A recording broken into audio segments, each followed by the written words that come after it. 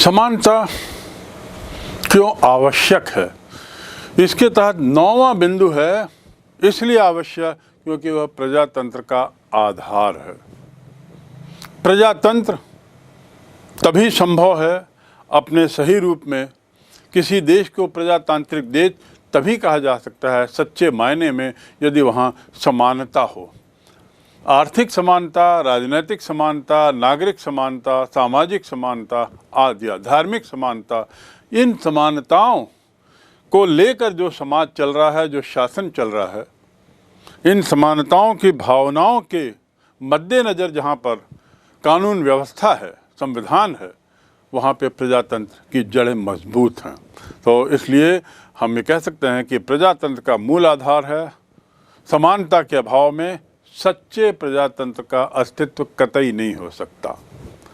ऐसा जो प्रजातंत्र है वो मात्र दिखावा है, प्रपंच है, सच्चाई उसमें नहीं रहती। और एक व्यक्ति, उदाहरण के लिए हम दें कि यदि हम प्रजातंत्र की बात करें, सच्चे प्रजातंत्र की, कैसा होगा यदि भारत में जो एक प्रजातांत्रिक देश है, लोकतांत्रिक देश है, भारत में यदि उच्च वर्ग के लोगों को, चाहे ऊंची जाति के लोगों को, हर व्यक्ति को एक से ज़्यादा वोट देने का अधिकार दिया जाए,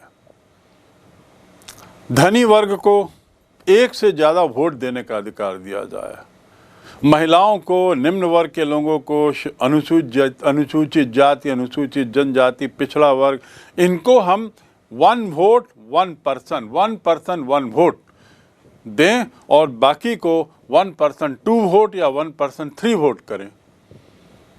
क्या यह न्यायोचित है, तर्कसंगत है?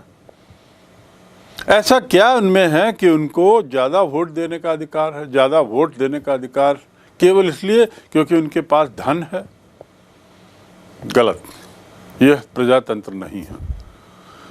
तो इसलिए प्रजातंत्र में जो समानता की भावना है वो बड़ी कूट कूट कर भरी हुई। सभी लोग प्रजातंत्र में समान हैं और इसीलिए एक वोट, एक मत, एक व्यक्ति, या एक व्यक्ति एक मत, ये प्रजातंत्र की नींव है।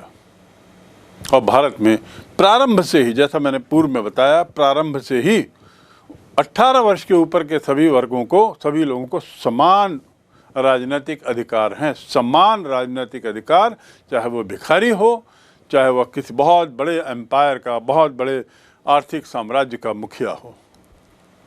रतन टाटा, इतने प्रसिद्ध जो बिजनेसमैन हैं, इतने प्रसिद्ध जिनका भारत में बहुत बड़ा प्रभाव है आर्थिक क्षेत्र में, उनको भी सांसद चुनने के लिए 1 वोट मिलता है।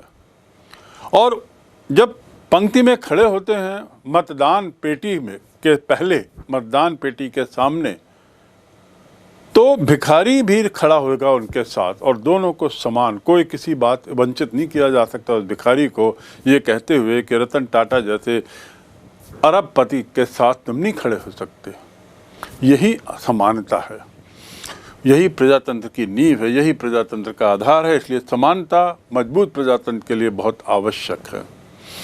अगला बिंदु वह है राष्ट्रीय एकता के लिए। 10वां बिंदु, माफ करेंगे, 10वां बिंदु राष्ट्रीय एकता के लिए अत्यावश्यक है। पूर्व में मैंने बताया कि चूंकि भारत 700-800 वर्षों के काल में बहुत असमानताएं थीं और इन असमानताओं के कारण, चाहे वो जातिगत असमानता हो, चाहे लिंगगत असमानता हो, मूल रूप से जातिगत थी। इन्हीं असमानताओं का फ़ायदा लेते हुए विदेशी हमले हुए और हम गुलाम रहे, हम टूटे हुए रहे, हम एकजुट नहीं हुए, हम में एकता कभी नहीं रही। कभी नीचे के वर्गों ने धोखा दिया, कभी उच्च वर्ग के लोगों ने धोखा दिया। यदि अंग्रेज़ों के समय की बात करें तो जमींदार वर्ग लोगों ने अंग्रेज़ों का पक्ष लिया, जो धनाढ़ वर्ग के थे।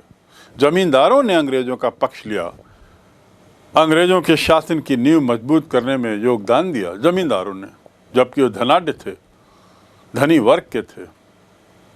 कारण जो भी रहे हों वो उस पर हम दूसरे अध्याय में चर्चा करेंगे। पर कहने का तात्पर्य यह है कि एकता के लिए अत्यावश्यक है समानता की भावना होना। देश एकजुट रहे, एक यूनिटी इज स्ट्रेंथ, एकता में ही ताकत है। तो इसलिए राष्ट्रीय एकता के लिए, राष्ट्रीय भावनाओं को पनपने के लिए बहुत ज़रूरी है। सेना में किसी तरह का भेद नहीं है। इन्फेंट्री, फौज में इन्फेंट्री क्या है? इन्फेंट्री मतलब पैदल सेना। पैदल सेना वो सेना होती है जिसे शत्रु के सामने लड़ाई लड़ने के लिए सबसे आगे रहना पड़ता है।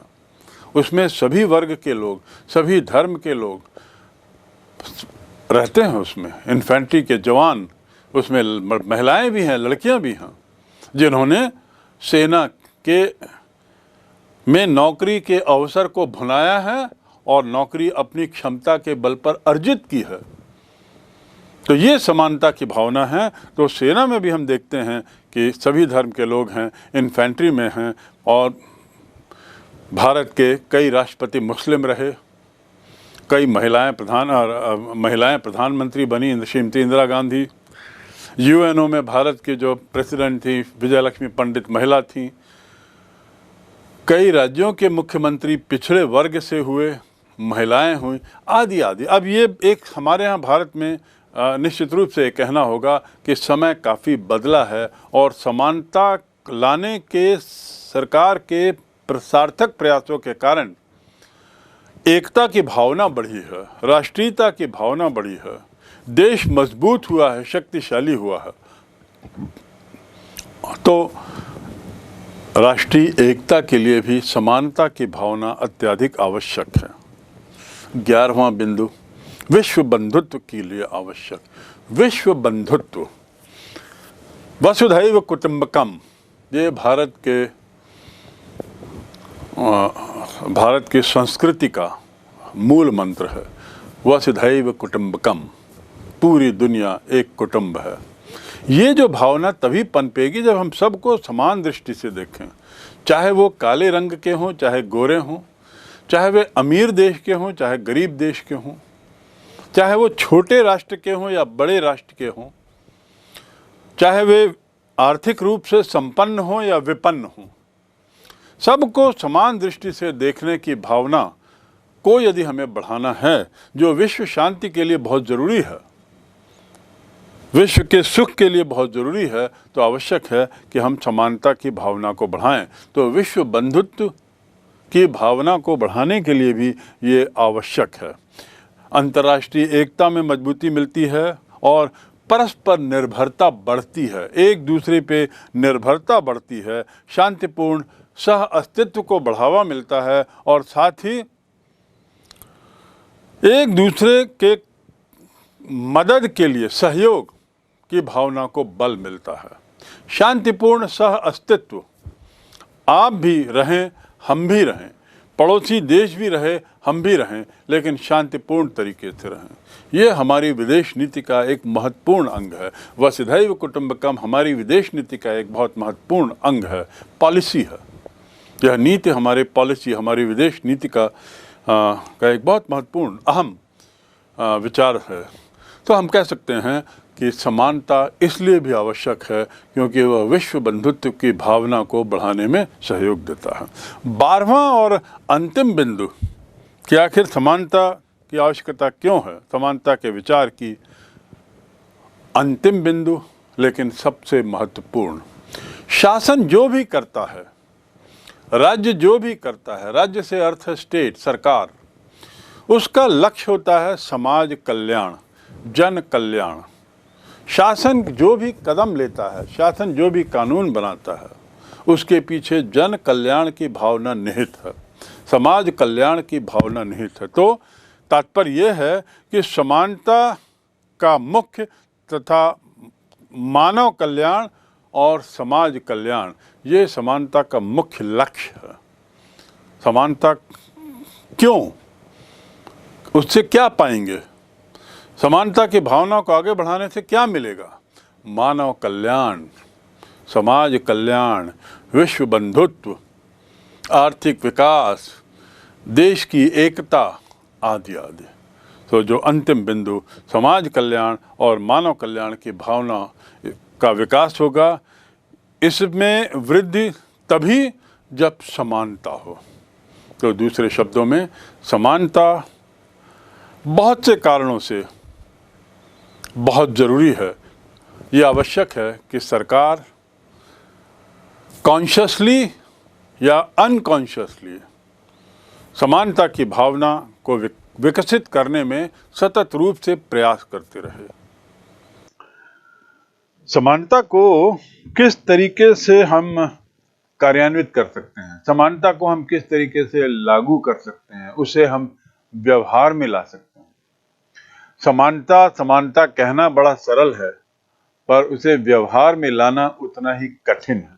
लेकिन फिर भी जैसा कि पहले मैंने कहा कि समाजवाद में वो प्रयास होता है कि वर्गों के बीच का अंतर जो है वो न्यूनतम किया जाए।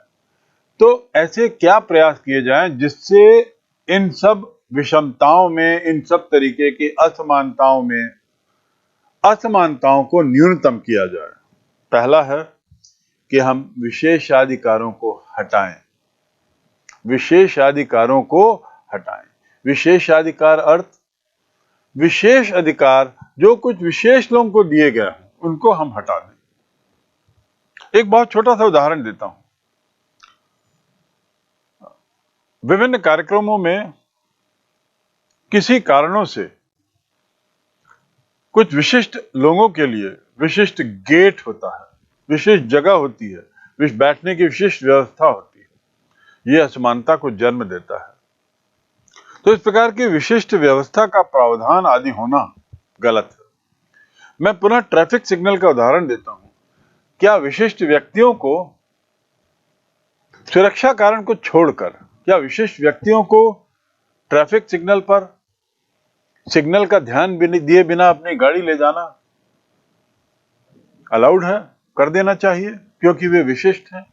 और यदि वहां उनको इस बात की सुविधा नहीं दी गई है तो विभिन्न कार्यक्रमों में विशिष्ट व्यक्तियों के लिए ऐसी विशिष्ट व्यवस्था क्यों? ये उस असमानता का परिचायक है जो समाज में असंतोष पैदा करती है, बढ़ाती है। और इसीलिए एक सबसे पहले तो एयरपोर्ट जाएं आप तो वहां देखेंगे विशिष्ट व्यक्तियों के लिए अलग से प्रावधान है।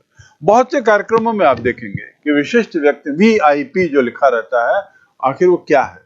उसके पीछे वही असमानता की भावना है। इस असमानता से पनपे हुए असंतोष को हटाने का प्रयास करना चाहिए और उसमें सबसे पहला विशेषाधिकारों का हमें उदय कर देना चाहिए, हमें उसे समाप्त कर देना चाहिए। दूसरा, समानता के द्वारा समाज में समरसता बना के कार्यान्वित यदि हमें करना है समानता, तो हमें एक तरीके से समरसता लानी पड़ेगी। ये भावना सब में लानी पड़ेगी कि सब लोग एक हैं, सबका खून एक है, सबका ईश्वर एक है, सबका धर्म एक है, आदि आदि। तीसरा तरीका है समानता लाने का या असमानताओं की विषमताओं को कम करने का, उन्नति और विकास के समान अवसर देना। सभी शिक्षण संस्थाओं, सभी कार्यालयों, सभी बिजनेस में, व्यापार में उसके द्वार सबके लिए समानता से खुले हों। जात पात, धर्म, लिंग आदि का कोई स्थान नहीं होना। इस दिशा में सरकार ने गत 70-80 वर्षों में स्वतंत्रता के बाद बड़े प्रयास किए हैं, बहुत से कानून बनाए हैं जिसके तहत उन्नति और विकास के समान अवसर सभी को उपलब्ध कराने के लिए कानून बनाए गए हैं। दंडनीय अपराध बताकर, दंडनीय अपराध कहकर जो हैव्स लोग हैं, जिनके पास हैं ये चीजें, उनके द्वारा किसी तरह का दुरुपयोग ना हो, ये प्रयास किया गया है। और साथ ही जो लोग अभी तक वंचित थे, ऐतिहासिक काल से जो लोग वंचित थे विभिन्न कारणों से, उन्हें ऊपर उठाने के लिए भी कानूनी प्रावधान किए गए हैं। तो इस तरह हम कह सकते हैं कि समानता को क्रियान्वित करने के लिए उन्नति और विकास के समान अवसर उपलब्ध कराने का और प्रयास हो। और मात्र कानूनी प्रयास नहीं, उसके साथ ही मानसिक सोच भी बदलने का प्रयास होना बहुत जरूरी है। चौथा तरीका जिससे इस असमानता को हम कम कर सकते हैं वह है गरीबी और अमीरी के अंतर को कम करके। गरीब और अमीर के अंतर को कम करना, कहना बड़ा सरल है, यह अंतर कैसे कम हो? पहले जैसे मैंने बताया, कर प्रावधान ऐसे कर दिए जाएं कि अमीर को ज्यादा कर देना हो और गरीब को कम, न्यूनतम। तो ये टैक्स सिस्टम ऐसा करने से निश्चित रूप से विषमता कम होगी, आर्थिक विषमता कम होगी। इसके अलावा जैसे समाजवादी देशों में बड़ी व्यवस्था है कि एक सीमा के आगे कोई व्यक्ति इतनी संपत्ति नहीं रख सकता, एक सीमा के आगे कोई व्यक्ति इससे ज्यादा लाभ नहीं ले सकता। तो क्या भारत जैसे देशों में भी यह संभव है? क्या इसके लिए समाज तैयार है? ऐसी सोच के लिए क्या शासन ऐसे प्रावधान कर सकता है वर्तमान संविधान के परिप्रेक्ष्य में? और कर सकता है तो करना चाहिए, और नहीं कर सकता तो रास्ते निकालने चाहिए जिसके आधार पर गरीबी और अमीरी के बीच की जो खाई है उसे कम किया जा सके। गरीबों का पैसा गरीबों तक रहे और अमीरों का पैसा भी बढ़ छट कर गरीबों तक आए, ये हमें सुनिश्चित करना है, ये इसका प्रावधान हमें बनाना है। कानून का समान संरक्षण उपलब्ध करा के ये सुनिश्चित किया जा सकता है कि समानता को बढ़ावा मिले। कानून का समान संरक्षण यानी कानून की मदद सभी को समान रूप से मिले। थाना, यदि थाने में जाएं तो जाति, लिंग, धर्म से हटकर एक थानेदार आए हुए व्यक्ति की समस्या और उसका निराकरण समान रूप से करे तो निश्चित रूप से समानता की भावना और तथाकथित पिछड़े वर्ग, निम्न वर्ग में यह विश्वास जागेगा कि समाज में वे लोग उसी श्रेणी में हैं जिस श्रेणी में अन्य लोग। तो इसलिए कानून का संरक्षण और वह भी समान, यह अत्यावश्यक है। इसके साथ ही सामाजिक, आर्थिक और राजनीतिक समानता का आभास कराना। आर्थिक समानता का आभास कैसे होता है? आभास कराने की बात है, उनको महसूस कराने की कि आप लोग हमारे समान हो इस स्तर में। आभास कराने का अर्थ है कि धर्म, जाति, लिंग आदि से हटकर समान कार्य के लिए उन्हें समान तनख्वाह मिले, समान अवसर मिले, तो इससे उनको आभास होगा कि आर्थिक रूप से वे लोग दूसरों से समान हैं। और उसके साथ ही राजनीतिक समानता। राजनीतिक समानता में आरक्षण जो दिया जा रहा है वह आरक्षण एक प्रयास है कि पिछड़े वर्ग के लोगों को, निम्न वर्ग के लोगों को, महिलाओं को सामने लाकर उनको समानता की भावना उनमें पनपाना, उनमें समानता की भावना को बढ़ावा देना। ये प्रयास ही इस बात के लिए किया जा रहा है कि उनको ये अनुभूति हो कि वे लोग आर्थिक मामलों में और उसके साथ ही राजनीतिक मामलों में भी समान है। एक व्यक्ति एक वोट, ये राजनीतिक समानता का उदाहरण है। लोकसभा, विधानसभा, राज्यसभा आदि में सीटों का आरक्षण, लोकसभा, विधानसभा में सीटों का आरक्षण, अभी तो वर्तमान में महिलाओं के लिए 33% सीट के आरक्षण पर बहुत समय से प्रयास चल रहा है। आखिर ये क्या है?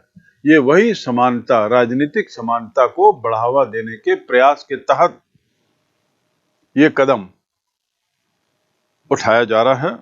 और आने वाले समय में उम्मीद है कि राजनीतिक समानता में हम महिलाओं को, पुरुषों को और अल्पसंख्यक लोगों को भी उतना ही विकसित पाएंगे जितना कि समाज का अन्य तबका। भारत की जो सरकार है, सरकार ने ये जो सारे प्रयास जो बताए गए या बिंदु ऊपर जो मैंने बताए, ये बिंदु की मदद से उसने कोशिश की है कि समानता में विभिन्नता न्यूनतम की जा सके। लेकिन अभी भी हमें मीलों चलना है, काफी दूर जाना है, क्योंकि पुरुष स्त्री की विभिन्नता, उच्च वर्ग निम्न वर्ग की भावना, आर्थिक संपन्नता और विपन्नता, अमीरी गरीबी, ये आदि की भावना अभी भी भारत के बहुत से क्षेत्र में गहरी पैठ की हुई है। तो इसमें अभी और हमें काफी प्रयास करना है, सरकार को प्रयास करना है और शिक्षा के माध्यम से इस भावनाओं में पॉजिटिव बदलाहट लाना है। असमानता को दूर करने के आखिर उपाय क्या हैं?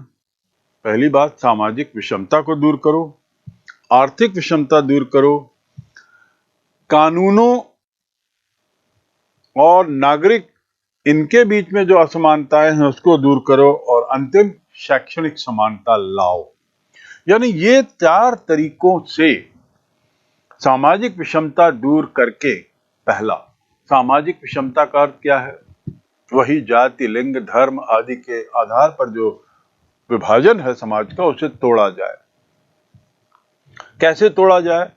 सरकार के प्रयासों के द्वारा और अपने स्वयमेव प्रयासों के द्वारा। समाज को यह महसूस करना है कि यह विभिन्नता जितना नुकसान उन लोगों का कर रही है, उतना ही नुकसान हमारा भी होता है यदि समाज में विषमता हो तो।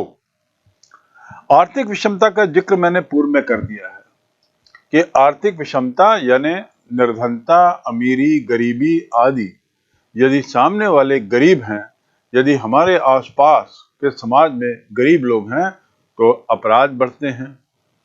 उसके साथ ही अन्य तरीके की ऐसी गतिविधियां बढ़ती हैं जो हीन है।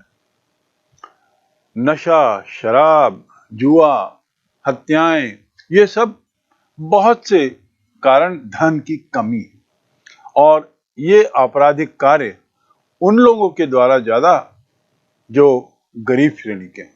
तो यदि हम उनको संपन्न कर दें या संपन्न ना करके उनको आर्थिक रूप से उनको स्वतंत्र बना दें, तो निश्चित रूप से ऐसे अपराधों की संख्या बहुत कम होगी। डेवलप्ड कंट्री, विकसित देशों की ओर देखें, जहां पर अमीर और गरीब की खाई बहुत पाट दी गई है, वहां पर इस तरह के अपराध बहुत कम होते हैं।